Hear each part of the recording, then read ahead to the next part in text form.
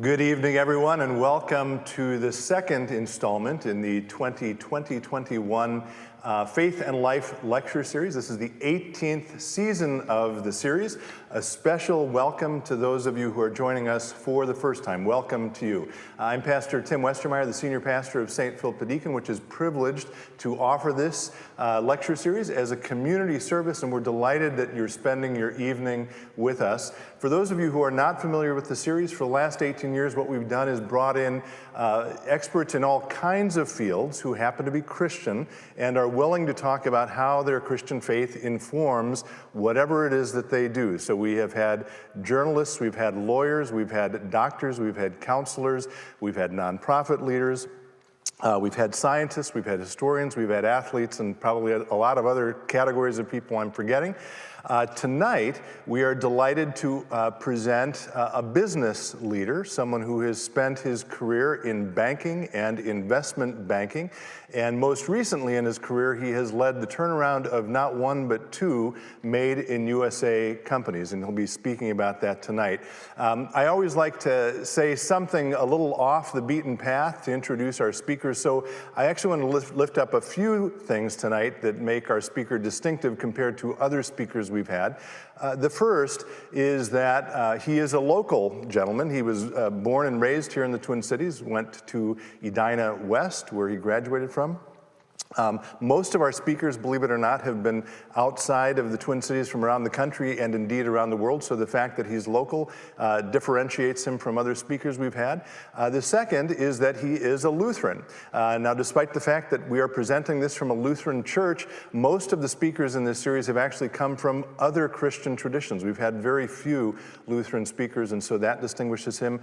And the third thing, and I don't know offhand if we have had anyone else speak for us who also had this hobby, but it turns out our speaker tonight is also an amateur trumpet player. Maybe he will say a few words about that. We are delighted to welcome him. Will you help join me in welcoming Paul Grangaard? Thank you, Tim. I'm going to go off script just for a second at the beginning here and acknowledge the heavy night we have tonight. If ever there were a night, at least in my lifetime, for faith, hope, and prayer, it's tonight. And I feel funny being, what you'll see in a moment, lighthearted the way I am generally on a night like tonight. But we need to get our lives back. We need to get our country back. So I'm going to be lighthearted because I've learned the hard way that when I try to be something I think I should be, but it's not who I really am, like in a leadership position, it doesn't go very well. So it's a night for prayer, especially for Packer fans. I want to say that. Now, secondly, Tim, I'm honored that you would ask me to be here tonight, but I am really a little bit disturbed by the fact that you've asked me to violate one of the 10 Commandments. The 10 Commandments that were brought down by Moses Nielsen from Mount Trollhagen, and they were written for Scandinavian descent Lutherans in Minnesota. And the biggest one, the most important one, is you never talk about your faith in public. So here I am violating one of those 10 Commandments. I remember when in the 80s, when the Lutheran Church in America, which was heavy on Swedes, merged with the American Lutheran Church, heavy on Norwegians, and they put it together. They moved it to Chicago, the headquarters, so that we'd have a neutral location, because they didn't want the Swedes and the Norwegians upset that the other guys got the headquarters, right? Isn't that what happened? Yeah, so, and they had to come up with a new name, and I was a lot younger then, didn't know anything about branding, and I thought, well, that's easy. You go to the American Lutheran Church in America. But they decided instead to call it the Evangelical Lutheran Church, which in the context of what I just said earlier, I thought at that young age, how ridiculous is that? I mean, talk about not understanding your audience. I've finished going door to door selling Little League booster buttons, and now you want me to go door to door as an evangelical. Well, it turns out evangelical has a different definition, which is steeped in the gospel. And that's what our tradition is, steeped in the gospel. So I'm going to get through this first slide. This has been making me nervous for about 3 weeks. And then I'm going to turn to things that I know much more about. But faith, for me, is something that I learned before I really knew I was learning anything. My parents were very devout. We went to church every Sunday. So when they say your personality is set by the time you're 5 or 6, I had been to a lot of years of Sunday school already when my personality was set. We went to a church called Good Shepherd. So I think that's an important thing to remember. Good Shepherd is the image that I grew up with. Christ as a shepherd, not as King of Kings, Lord of Lords. That actually comes out of the Old Testament anyway. So we were focused on the Gospels. And you might say, well, focused on the Gospels, Matthew, Mark, Luke, and John. Well, of course, it was a Christian church. Well, it's actually, it's not that, that's not a weak statement, because as we all know, you can quote almost anything out of a part of the Bible and justify being angry, hating, whatever. There are things that have been turned around in the Bible, but it's hard to do that out of a focus on the gospel. And as I'll talk about in a second, the one thing we never focused on is the idea of an apocalypse. This was a faith about hope and charity and love, not one about the world's going to end. And imagine if you're a Lutheran out there watching this, the last time you heard somebody stand up at a lectern and say, a reading from the book of Revelation. It's probably never happened. We had one about 3 years ago, but I still think the 4 horsemen played for Notre Dame. So these are the key tenets of my faith growing up, in addition to the overriding Christian view. First, the priesthood of all believers. There's an equality to the faith I grew up in. We're all able to be priests. That was new and different in the Protestant faiths, and particularly in Lutheranism. It's something that Luther said. Not only are we all able to be priests, which means we can have our own relationship with God directly, dialogue directly with God, we're also all saints. We just celebrated All Saints Sunday, and it's a very moving day in our church. We put a rose on the altar for every member who passed away ahead of us, and that was very moving when it was my parents at 2 different times, far apart actually. To have that rose placed there. These are saints, but we're also all sinners, which I think is an important thing to remember. Saints can be sinners and sinners can be saints, and that'll come into my leadership beliefs here in a moment. It's a very ecumenical faith. As I tried to say, we don't push ourselves at others. We're very accepting and tolerant. We were one of the first faiths to ordain women as ministers, and one of the first women who was ordained with the group at the very beginning ended up being at our church when I was in junior high and high school. So it's a progressive faith, I would say, to use a small p. Probably picked the wrong word there this evening. But the second thing is we're saved by grace alone. Works don't matter. We are given the chance for salvation, for the forgiveness of our sins, just on the fact that we believe. So we're saved by grace alone. And I'm a huge believer that God is still talking to us. And there are a lot of things that people have said to me, song lyrics that I have heard. By the way, music is a huge part of our faith tradition, and so is art. So that'll come in here in a minute. But things that I've heard over the years that I remember because I think they come from a higher place. So my mentor and boss, David Crosby at Piper Jaffray, once explained to me, said the following thing: if you can afford to be gracious, you should be. And if I'm saved by grace, I think as a leader I should try to be gracious. So that's a second thing here. Another big thing is this idea of vocation being a mission, that your work is a calling even if you're not called as a priest. I remember a quote that I couldn't find on the internet that I think Luther did say, which is, the staff that cleans the church serves the Lord as well as the priest at the altar if they do a good job. I was able to find on the internet a quote that's very similar, which is, the shoemaker doesn't serve the Lord by making shoes with little crosses on them. He serves the Lord by making good shoes because the Lord is interested in good craftsmanship. So I guess I was meant, since I went to this church from the smallest age, to be a shoemaker at some point in my life. Another thing in our church and our tradition, but this is also more out of the Old Testament and the prophets, is this idea of calling reluctant leaders. And a friend of mine once had to tell me at the end of a really poor performance as a leader, at the very beginning of my tenure as head of investment banking at Piper Jaffray, Paul, you got the job, you got to take it. I thought about that for about a year and a half. It took me about a year and a half to get in the swing of things. I'll talk about that in a minute. The fifth thing I want to talk about is this idea of the parable of the tenants. You sit in church and you hear a lot of stories, and the first minister when I was young at this church was a bit of a fire and brimstone guy. He was not all that cuddly.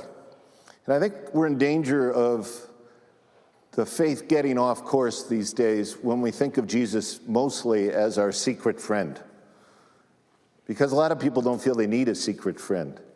And I always felt that in my faith, yes, comfort ye, my people was an important part of the faith. But this challenge was an important part of the faith, to live a life of service and to live a life of meaning. And this parable of the tenants, which I list here, talents, is something that I think just was ingrained in me. And it's a weird parable. The master gives 3 slaves talents. 2 slaves get 5 talents. 1 slave gets 1. And if I were a biblical scholar, I would want to talk about why the poor guy only got 1. The 2 with 5 go out and make something with their talents and return, when the master comes back, his money 2-fold or more. The one who got 1 buried the talent because he feared his master, and he was afraid if he lost it, his master would kill him. Well, it turns out his master sent him out in the wilderness where there would be gnashing of teeth. That's one of the places in the Bible where that phrase comes from. I'm not sure exactly what you do when you gnash your teeth, but it doesn't sound like a good thing. He goes out to gnash his teeth. The other 5 are told, another phrase that's very famous, well done, good and faithful servant. So I take that to mean God wants us to do stuff. Back to the idea that people are always saying things that I think come from a higher place. The best high school speech I ever heard, I was on the school board for 2 terms, and then 4 kids graduated after that, so I was at 10 different high school graduations, and many of them were really impressive. But they weren't that memorable because they were so much alike and so much what you would expect to hear at a high school graduation. And this saint, if you want to call him that, good friend of my youngest son, Seaver Johansson, got up and he said, do stuff. Don't sit around playing video games. Do stuff. I thought, that's a good motto. That's a really good motto. And then I was at a St. Olaf board meeting recently, and one of the board members said, we were talking about what the Lutheran faith means. And she said, isn't it about repent and reform? And I hadn't heard that until 3 weeks ago, maybe 2 weeks ago, and I thought, what a great way to think about a business turnaround. Repent and reform. And a lot of companies that don't get turned around because they either don't repent the mistakes they're making or they can't reform. And at these 2 companies that we'll talk about in a minute, we have repented and we've also reformed. And then the last thing is the book of Gretzky, which I'll explain why I have that here in a minute. Okay. If you're going to be a servant leader, you have to ask one of the most fundamental questions of all is, whom do you serve? It's like Herb Brooks in the movie Miracle. Who do you play for? Who do you play for? And Bill George, a great CEO in this town, and we've been really lucky in this town to have a lot of great servant leaders running the companies here. And Bill George wrote a book called True North, and in it he describes 5 key constituencies for a business: shareholders, customers, employees, suppliers, and community. And starting in the late 80s, and I witnessed this in my own business career, the whole focus started to go on, you serve shareholders. In fact, the boards were told through cases, legal cases and other types of pressures, that the key constituency was serving shareholders. And in an odd way, that was called your fiduciary duty, coming from the Latin word for faith. Fiduciary duty, to put shareholders first. Well, what happens if you put shareholders first? Now, what we're talking about here is emphasis, and we're talking about which direction you look through the looking glass. So you put shareholders first, your big concern is share price, which means your big concern is the bottom line. Businesses grow through the top line. As a friend of mine, my colleague Ross Woodmeyer will say, a growing top line covers a lot of mistakes at the bottom line. But if you're so focused on the bottom, you end up making judgments that you maybe wouldn't make.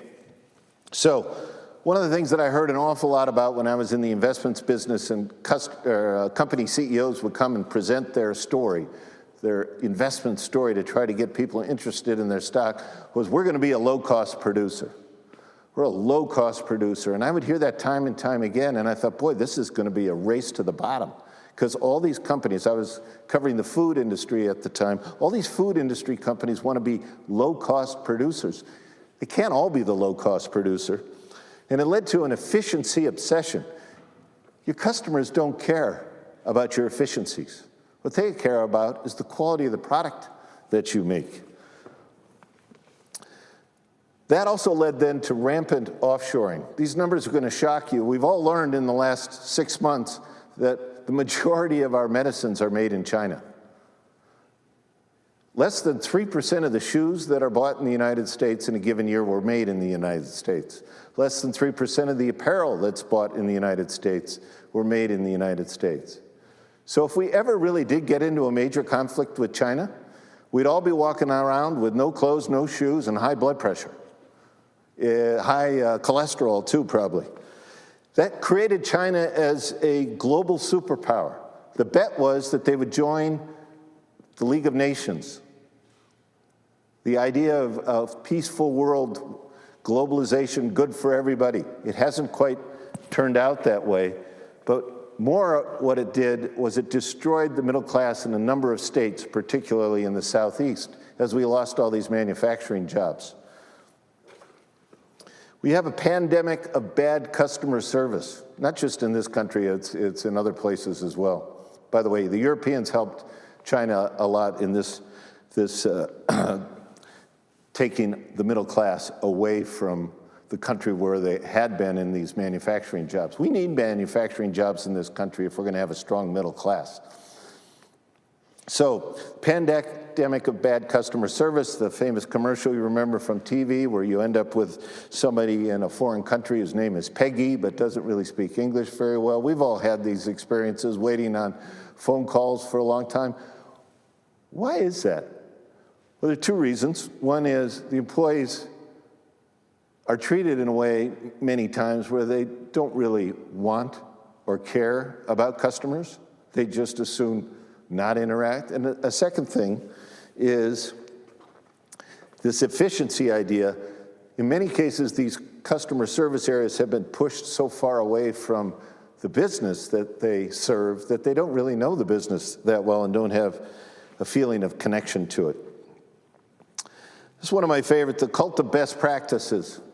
And I think it's really important for a business to focus on the market and understand what the competitors are doing and how they're doing it. But back to this idea of the book of Gretzky, those of you, it's another religion here in this state, hockey. Wayne Gretzky famously said, when asked why he scored more goals than anybody else in NHL history, he said, some people skate to where the puck is, I skate to where the puck is going. And if you're so focused on your competitors or other people's best practices, that's where the puck is. It might even be where the puck has been. You want to skate to where the puck is going, you got to use your talents. You got to get them out of the ground, use your talents, and be creative, innovate. Another thing that focusing on efficiency has done to businesses, it's made businesses think from the company outward. This is how we do things here. We're trying to do this more efficiently this year than last year, and that's how we do things, as opposed to thinking from the customer backward into the company, which is something we're working on a lot, and I'll talk about in a minute at Faribault Woolen Mill. The last thing I think that this obsession with shareholders created was that the representative of the company to those shareholders, the CEO, became even more imperial than is sort of naturally the case. So when I think about my faith compared to some of these shortcomings of focusing on shareholders. By the way, shareholders, I learned in a lesson taking companies public in my early career. We worked really hard taking a company public to get a bid for the stock before the stock started to trade from one of the great money managers in the country at the time. And we worked, and the management called him several times, answered all his questions, and we were thrilled when he put in an order, a big order for the stock. Company goes public. By the end of the day, he'd already sold his position. And I remember thinking at that point, why would you put these people first? Your customers don't leave you within the same day. Your employees don't have the ability to just jump up and leave you all the time. So why put people who trade stock, trade your ownership like water during the day at the top? Now, it's capitalism. You have to provide a competitive return. But the point is, if you focus on the derivative, which is the people who derive the benefit from how well you do with customers, employees, instead of on the original place, customers, employees, for where you're going to put your focus that drives the benefit to the shareholders, you're going to be making a lot of mistakes, I think. So, the imperial CEO. What is an imperial CEO? Oop, there we go. Now you're looking at this picture and you're thinking, I know what that is. It's a picture of Jesus. Well, I had the great privilege in 1979 to spend a quarter in Florence, Italy. It completely changed my life. And in terms of faith development and faith knowledge, it was like a Sunday school extension course on steroids. Everywhere you go, you're seeing things that were built to the glory of God. You're seeing artwork that's telling the stories for illiterate people so that they can learn the Bible through paintings and pictures.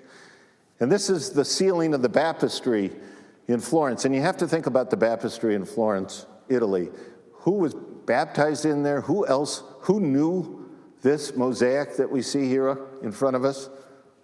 Galileo, Michelangelo, Giotto, Donatello, all these incredible people of the Renaissance were very familiar with this mosaic. So what's going on in this mosaic? It's not just a picture of Jesus. It describes in great detail, and I learned this when I was in school there. We had a teacher from the Uffizi Museum, a curator from the Uffizi. I was on the edge of my chair because it wasn't just about art history.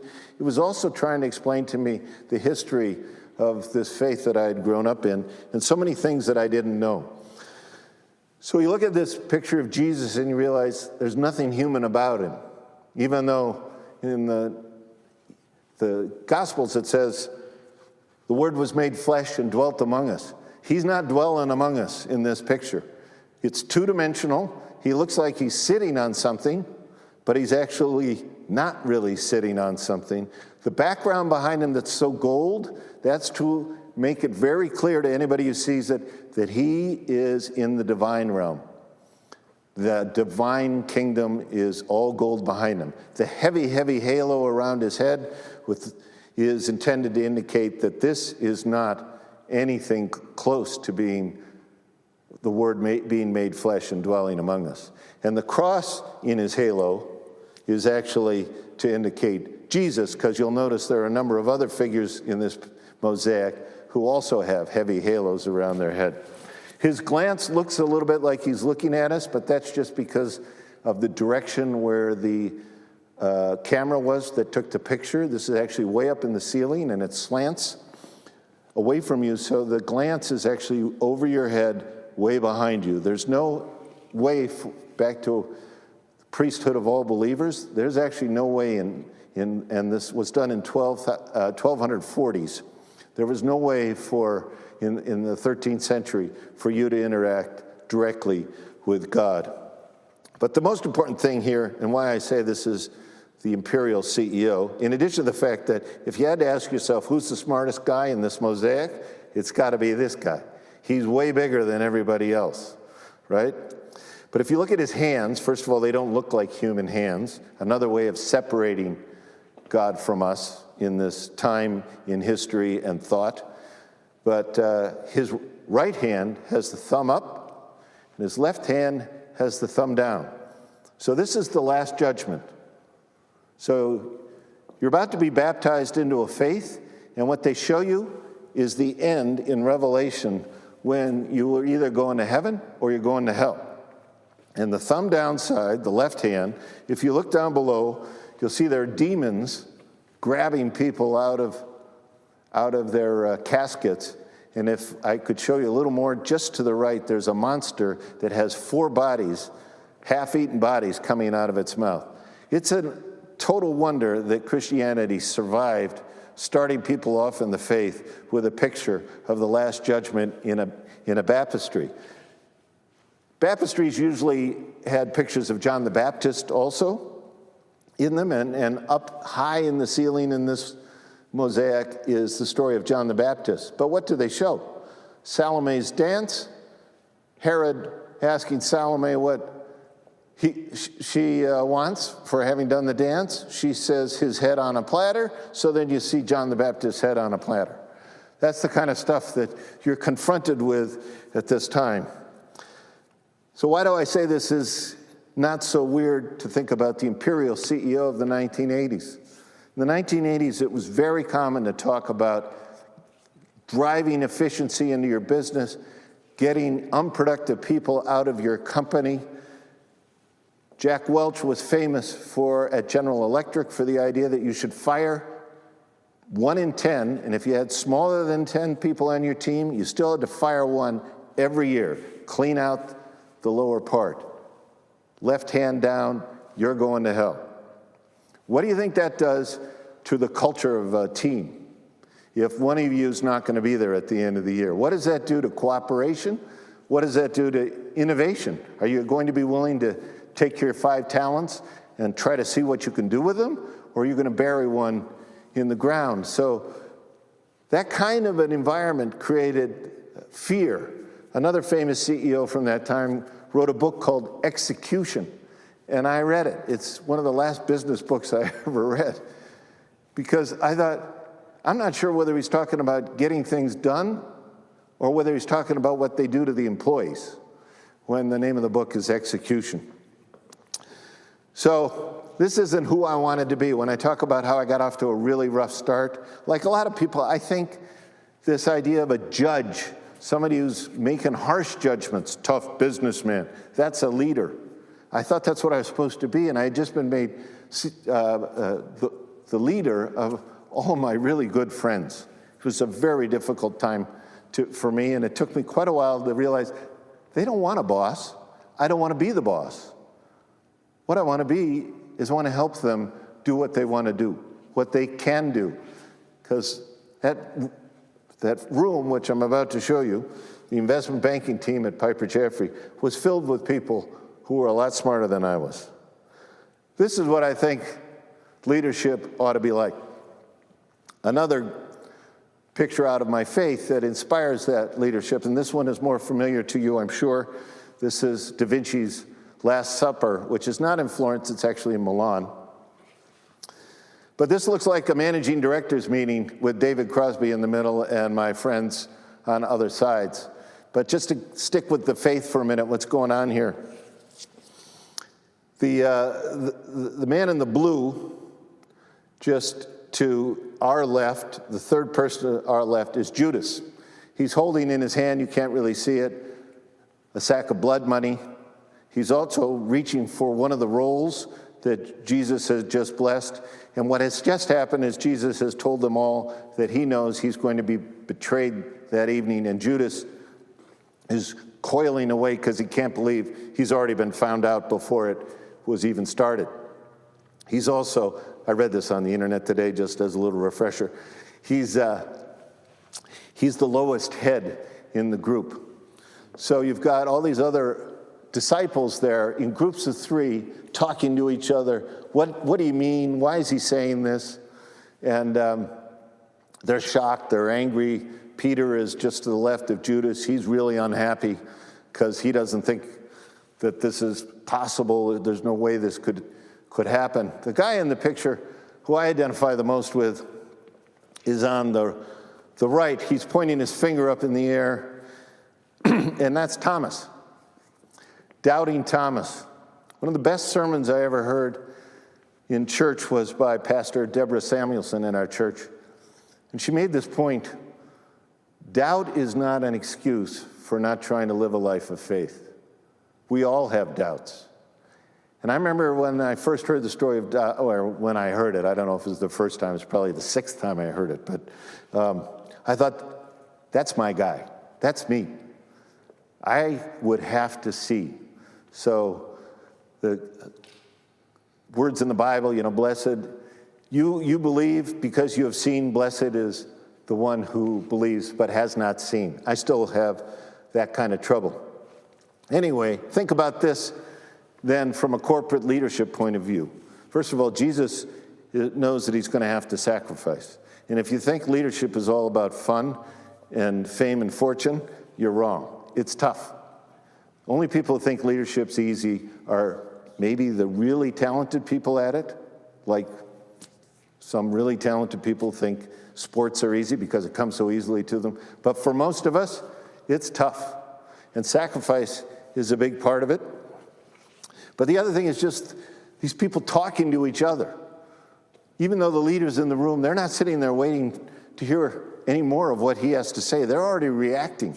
They're already talking about it. To me, a great organization is one with a round table at the top, and then everybody in the round table has their own round tables. So instead of an org chart that cascades down from the imperial CEO in boxes and layers, you actually have these interlocking tangential circles where everybody feels like they're a part of a team of equals, where it's possible to say what you really think and what you want to do. I once told a neighbor how we turned around as a team, Alan Edmonds, and I went through this litany of things, and I was feeling pretty good about it because we'd taken this company from bankrupt to very successful together. And he said, yeah, it's a lot of common sense, huh? It kind of burst my balloon a little bit, but actually he was right. It was a lot of common sense, but common sense requires a framework. If your framework is, we're here for the bottom line and for the shareholders, and that's your key priority, it's a different kind of common sense. So what are the common sense things in reform and repent that I think you need to do to turn a company around? Again, inspired by treat people the way they want to be treated and the way you want to be treated as number one. Usually when you have to turn around a company, the culture needs to change. It isn't just the business itself, it's the culture. And in many cases, there's already a cancer in the culture. Years of not doing well creates frustration, usually has led to arguments in the past between people who should work well together, so there are grudges. You need a new culture. I call the beginning because I knew when I went over to run Alan Edmonds, having come from the private equity world, that people would be thinking, okay, is this another one of those turnaround guys? Jack the Ripper, Chainsaw Al, these are the names of turnaround specialists. So I wanted people to understand who I was and my humanity. Not my humanity just, but their humanity. Hello, humor, humanity. I walked past a woman once, and now I realize I'm getting way behind. So I walked past a woman once who worked right on my way to my desk every day at Allen Edmonds. And she was always there before me because I was often commuting in from Minneapolis, and I'd get there about 9, and she'd be there at 8. And I walked past her and I'd say, "Hello, Sue." She'd say hello back. And after about 3 months, I said, "Sue, how am I doing? I didn't have a good feel. Are the customers reacting very well to what we're doing with new products?" And what Sue said just really struck me. She said, "Things are a lot better now that somebody says hello to me." Just the human touch of saying hello made her happy in her job, made her much prouder to work at that place. And I've heard that story from other people in other situations.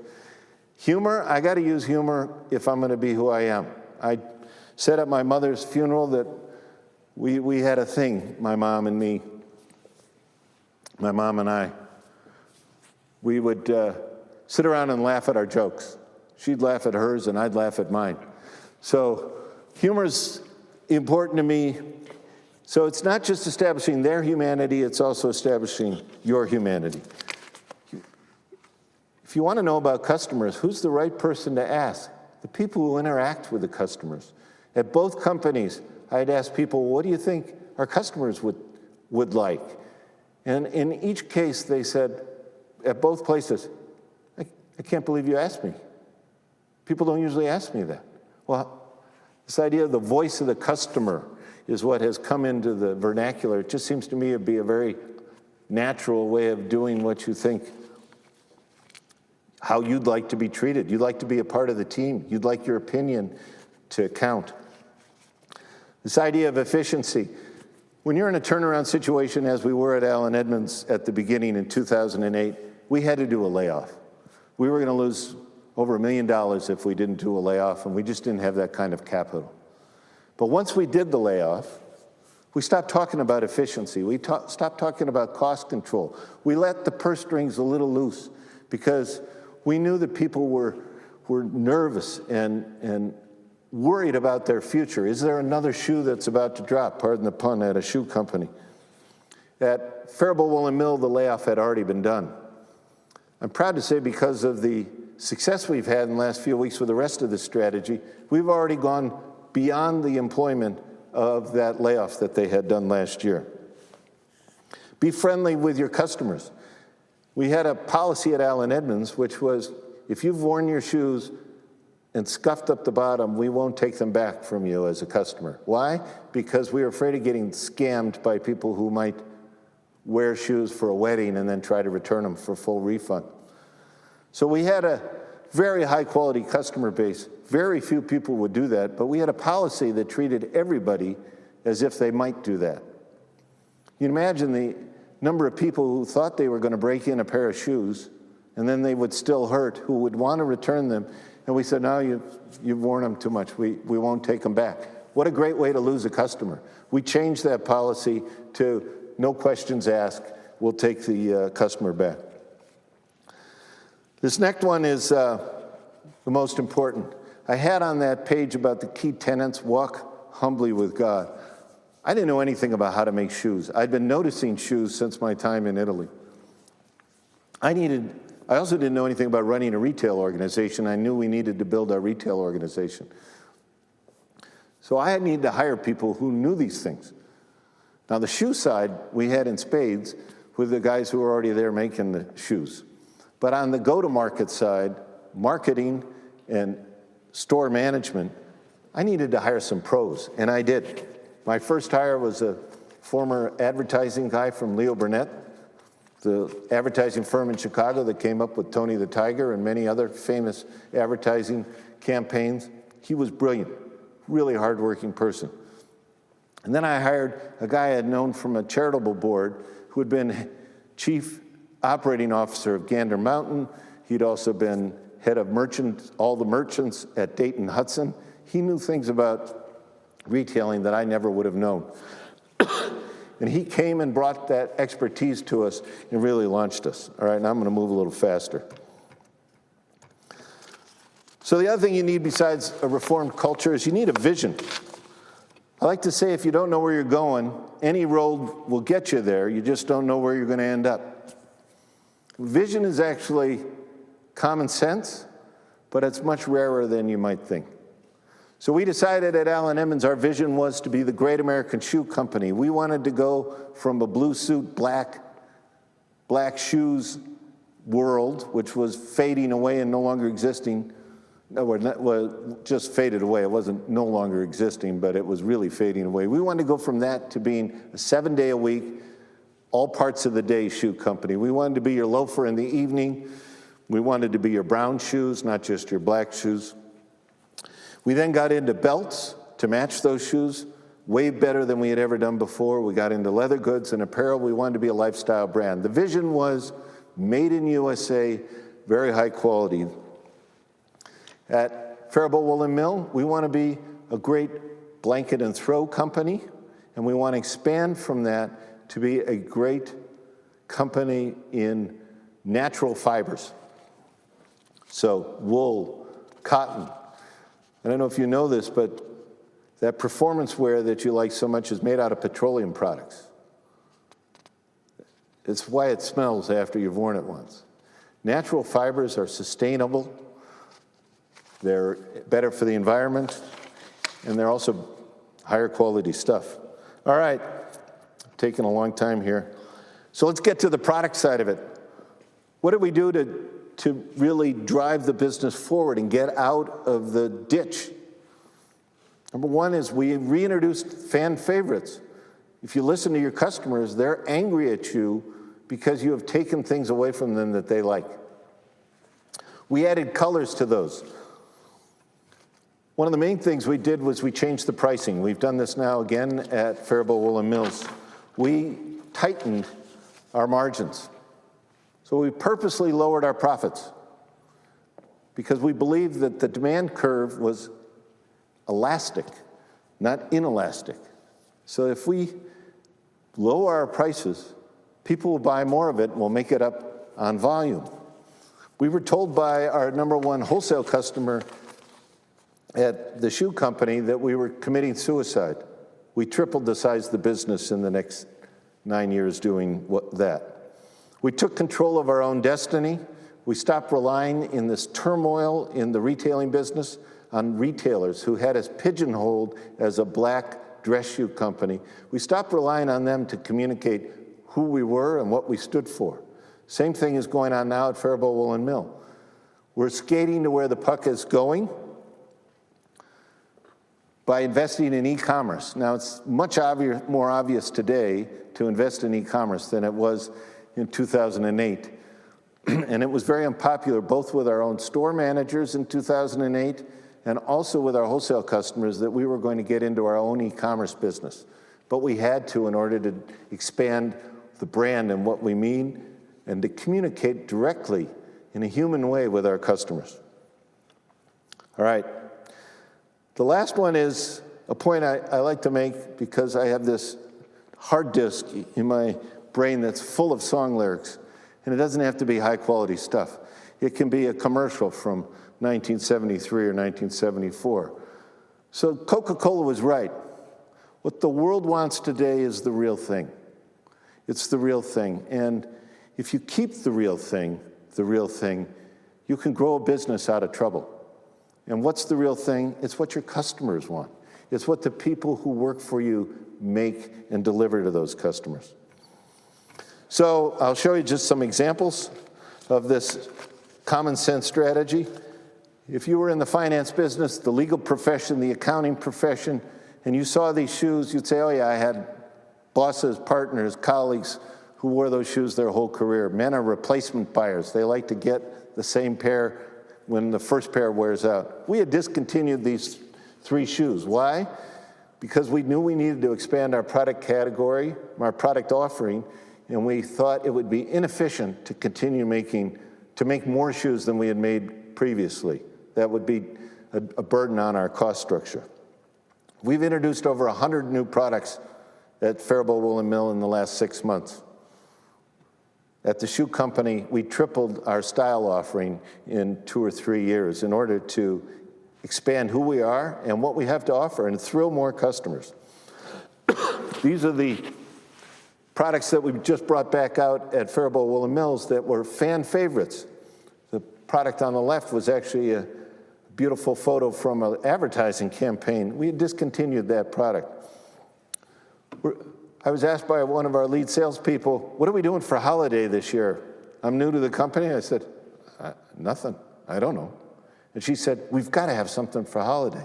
Well, we haven't developed anything. Well, let's go back to what was so popular in the past. So we've got these beautiful red and winter white plaids, holiday throws. The other thing that just really blew me away, we want to be a great blanket company, and we don't have the blanket that if you were to sit at home and draw a sketch of a blanket, you would put a satin edge on it, most likely. We weren't selling any satin edge blankets.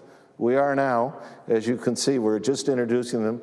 I'm very excited about those. Color. If you go to Italy and you look at a gelateria and you see 40 different flavors of gelato, it isn't just the flavors, it's the colors that you see and the way they're presented. Color is really beautiful. And people crave color because it warms their hearts as well as their homes. All right, I don't have time for this story. Product development, you got to invest in product development. That's the product development team at Allen Edmonds after my first year there, and in the lower photo, it's sort of the product development team shortly after that.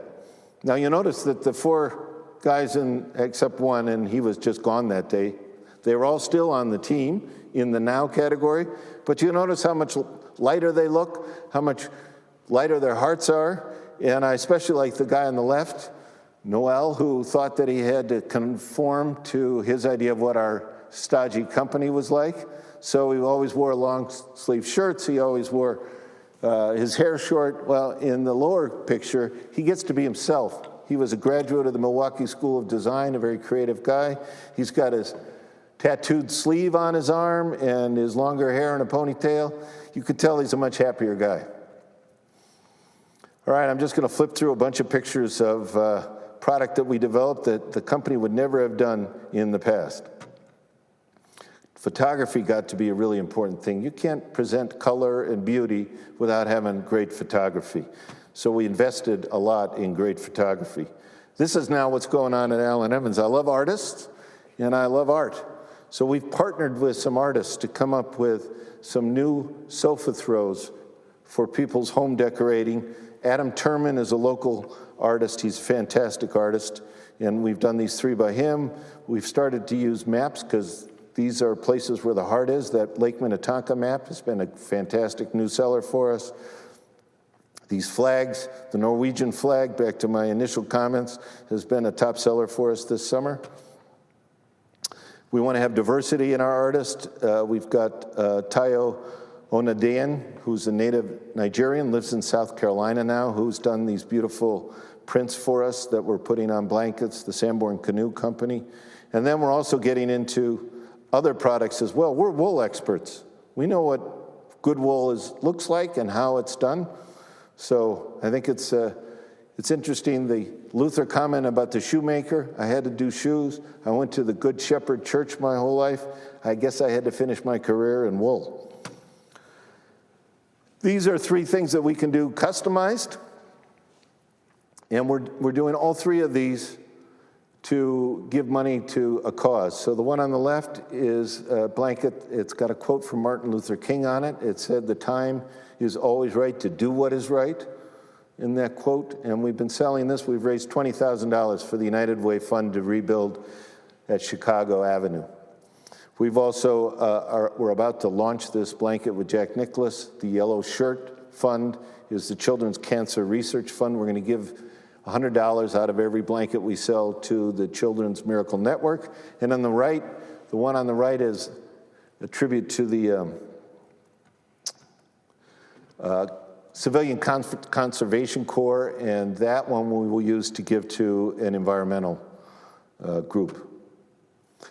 So focusing on customers, bringing out a lot of product, keeping the real thing, the main thing, it led to rapid growth in both these situations. The first, the blanket company, it's just getting going, but we've had our first 3 profitable months. Each one was the first profitable month since, we've had 3 profitable months. They were the first profitable months in the last several years at the company in August, September, October. We're going to have a record year in sales down there in the new era since the mill was shut down in 2009 and reopened in 2011. At Allen Edmonds, I had to stop this chart at 2013 because when we were sold in 2013, I wasn't able to keep telling people about our financials. The new owners didn't like that.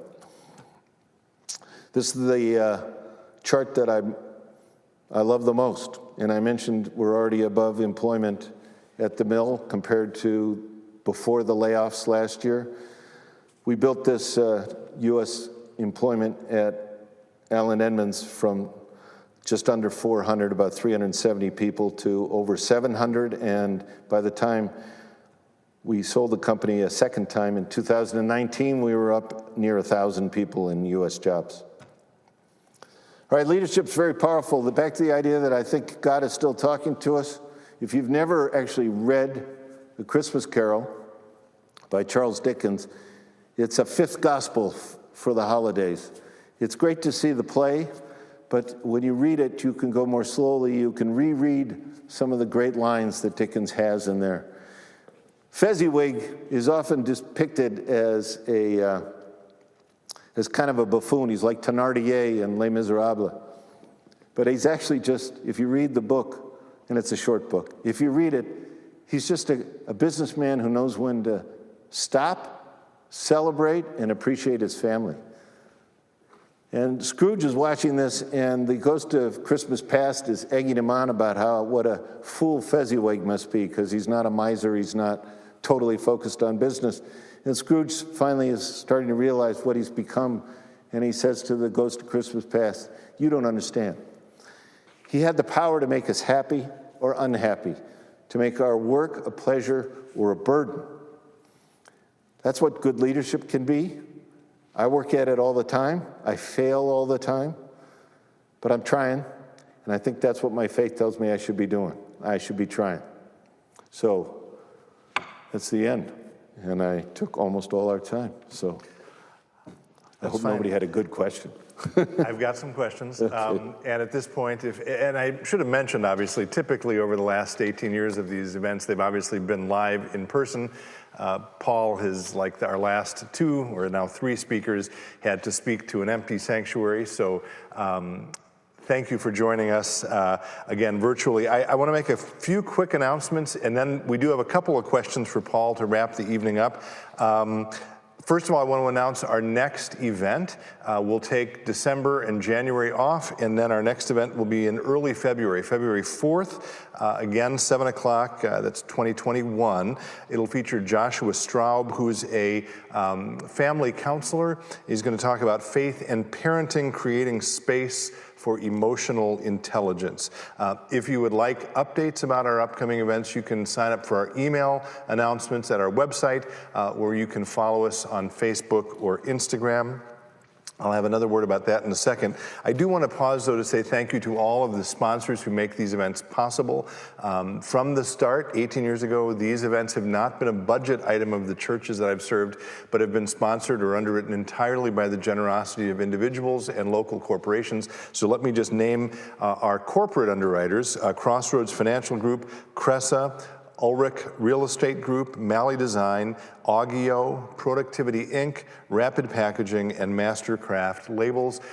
Thanks to all of you who are our corporate underwriters. We also have a list of all of our individual underwriters at the page on the Faith and Life website for this particular event. And again, to each and every one of you who makes these events possible, I say thank you, thank you, thank you. Tonight, I mentioned our social media. Paul has very generously is doing this talk pro bono, and so he is not accepting an honorarium. We typically pay our speakers, thus the need for underwriting. In lieu of an honorarium, we've actually purchased a number of throws from Faribault Woolen Mills, which we've embossed or embroidered with the Faith and Life logo. And those are going to be available through a random drawing. You can sign up for that drawing starting tomorrow at 8 o'clock in the morning. That's tomorrow, November 6th. It will run through Monday, November 9th. It'll conclude at 9 a.m. We will announce the winner shortly after that. We'll have some photos. Paul mentioned the importance of photos. We'll have some photos of the throws on our Instagram and Facebook page, so please check those out. Follow the instructions to sign up for that drawing, and we hope that some of you out there will be delighted when you receive those in the next week or two. All right, we do have a couple of questions. I'm going to start, and I'm going to move back to my seat over here. But the first one, Paul, I'm going to go back to, you started by talking about the heavy night, and I know you mentioned the Packers. I assume you were speaking of something else going on. I want to go back to the beginning of your career. You started at a bank in Chicago, but you actually began your career in Europe, I believe. And I'm wondering what that taught you about maybe seeing this country from overseas, if there were lessons you learned about the United States. It was fascinating. I learned a lot by looking through the eyes of Europeans at America. I would read the British press more than the American press when I was over there, and then as time went on, I would read the German press and understand their perspectives on us. And at the time, there was a perspective that we had saved the world, their world. And I remember being on a tour, and I asked Margot, my wife, and I were walking through a park, and there were some Dutch folks walking through the park. The park was in Italy. We were traveling in Italy, even though we lived in Germany, and this Dutch group was speaking English, and we really wondered how people viewed Americans at that point. This was the mid-'80s, 1984. So we asked them, because our experience was the countries in Europe where English, they speak English better than we do, are the Netherlands and Scandinavian countries. And so they said, oh, where are you from? We're from America. And they said, we love Americans. And then another time we were at the Trevi Fountain in Rome. And somebody came by, and he was trying to sell us a trinket of some kind. And he said, you're Americans, aren't you? I said, yeah. I said, we're not very popular right now. I can't remember what had just happened, but it was something that offended the rest of the world that our country had done. And he said, oh, that's just a little thing. He said, there's a cemetery about 50 miles outside of our town. It's filled with hundreds of Americans who saved our country from fascism.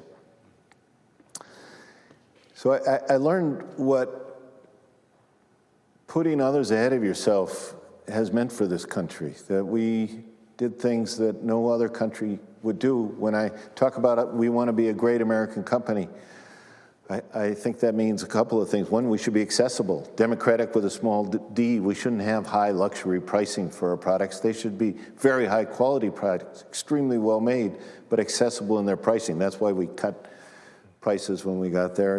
Made in the USA, of course, is another aspect of what we try to do. We think that it's incumbent on us as an American company made in the USA to try to be what our country has been at its best, which is we do things other companies, other countries won't do. And that was the perspective of the Europeans about the US back then. I hope we can get back there. Okay. One questioner writes in and says, you are such a respected leader. How has philanthropy and altruism helped to inform your leadership style, or vice versa? I presume your own philanthropy is what you're talking about. When David Crosby said to me, if you can afford to be gracious, you should be, he was really talking about philanthropy at the time. And another friend of mine said, I think it was another gospel-type saying that I remember, there are no luggage racks on the hearse, which is another way of saying you can't take it with you. So we've been so lucky, and I'd love to share that, not wait till I'm gone and pass it on in a will, but actually try to share that as much as we can during these times of such great need. So it's informed who I am, and I've always felt paying it forward like that actually came back to our benefit anyway. So it's a great symbiotic thing when you're philanthropic. Just to telegraph to folks, by the way, we've got about, let's see, I'm guessing 2, 3, 4 questions or so. And historically, these events have always gone till about 8:15, so we'll see how we do here. But the next question from a listener, you mentioned getting more into e-commerce in 2008. Were you selling online prior to that, or were you not doing direct customer sales at that time? We had about a $2 million business selling online at that point. Just a few years later, it was tens of millions of dollars. We had our toe in the water at that time, but we were not really featuring it at all. Okay. And another, this is a kind of specific question. I own a company in Mound. We manufacture compostable and recyclable packaging for food service. Do you ever see a time when corporate America will be required to buy a percentage of produced locally or made in USA so we can compete with China? No, I don't know if we'll ever have regulations like that. The government does when it comes to buying for the military. We make blankets, and have since before World War I, for the military. All the branches except, I think, the Coast Guard sleep under our blankets. West Point, before World War I, began buying blankets from us. They still do, and that's heavily based on the idea that the military needs to buy American-sourced product if they can. But will there be regulations that require other companies to do that? I don't think we'll get there with regulation. I hope we can get there with tax policy someday. I think we should.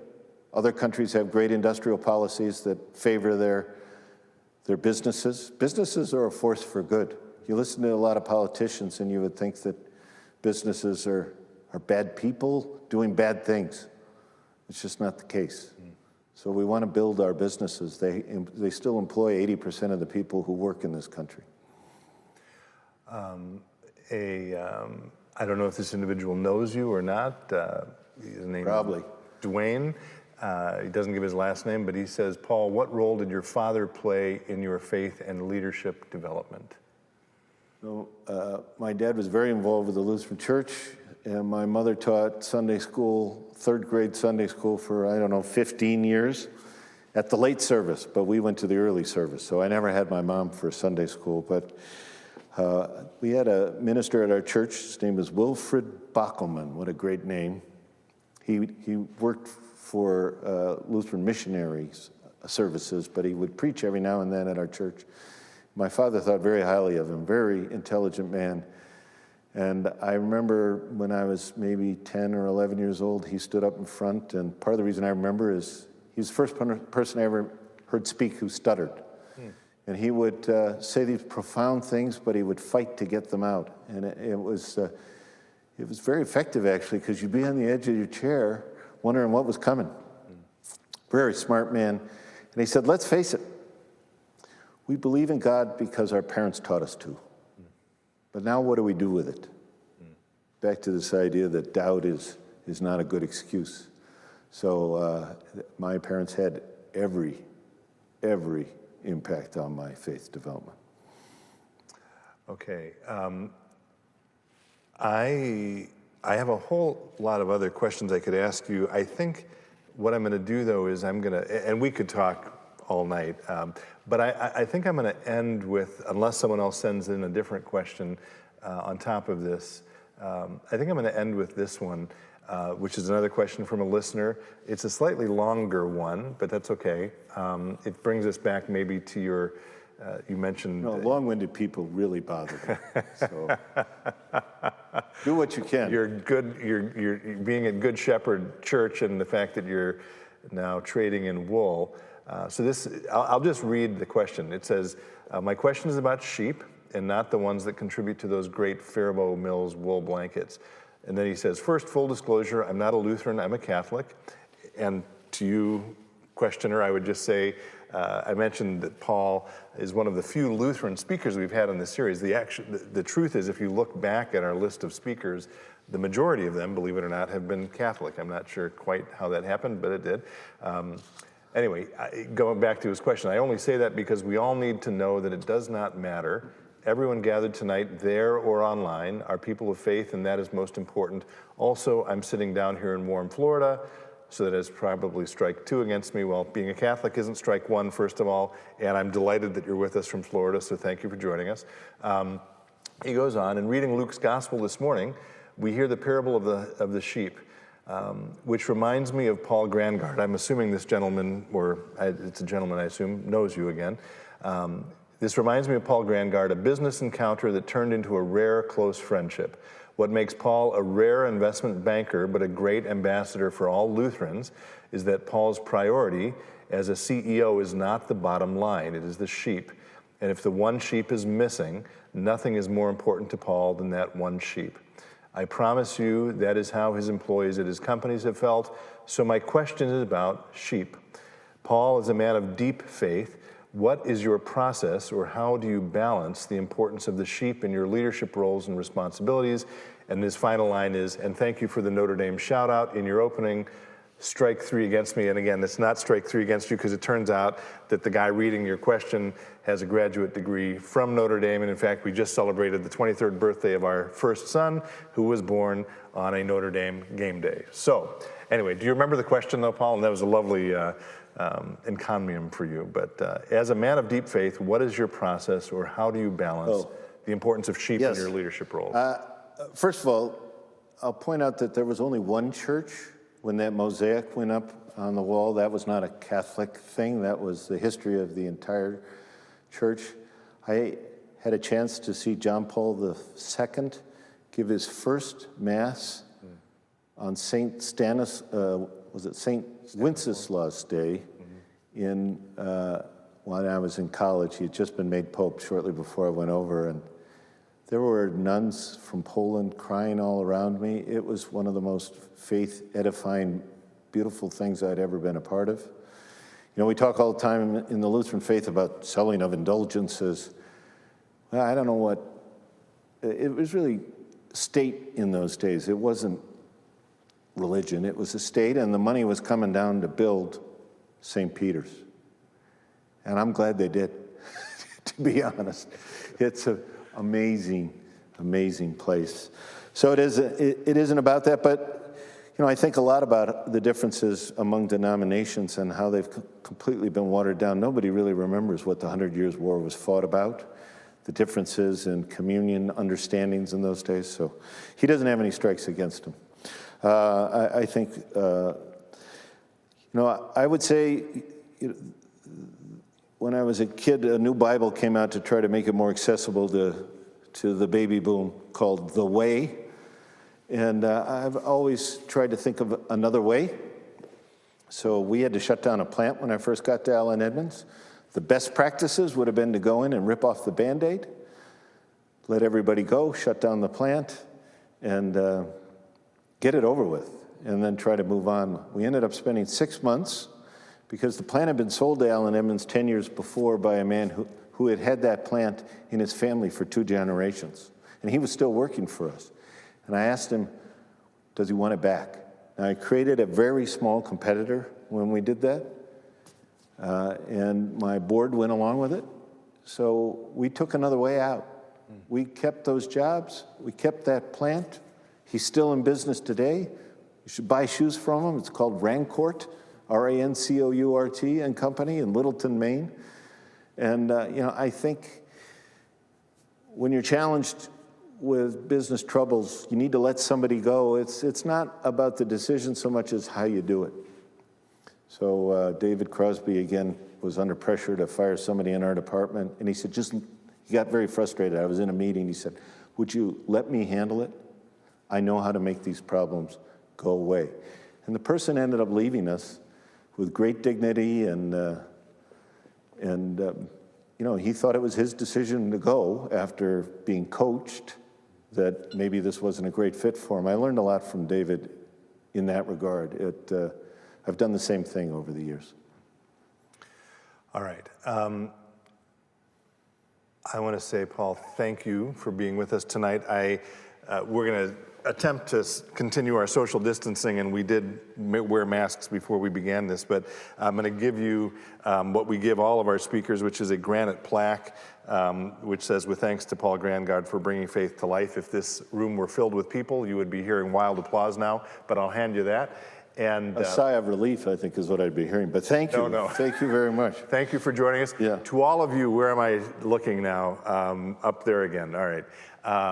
To all of you, thank you again for being with us this evening. We're glad you joined us. We look forward to seeing you in February.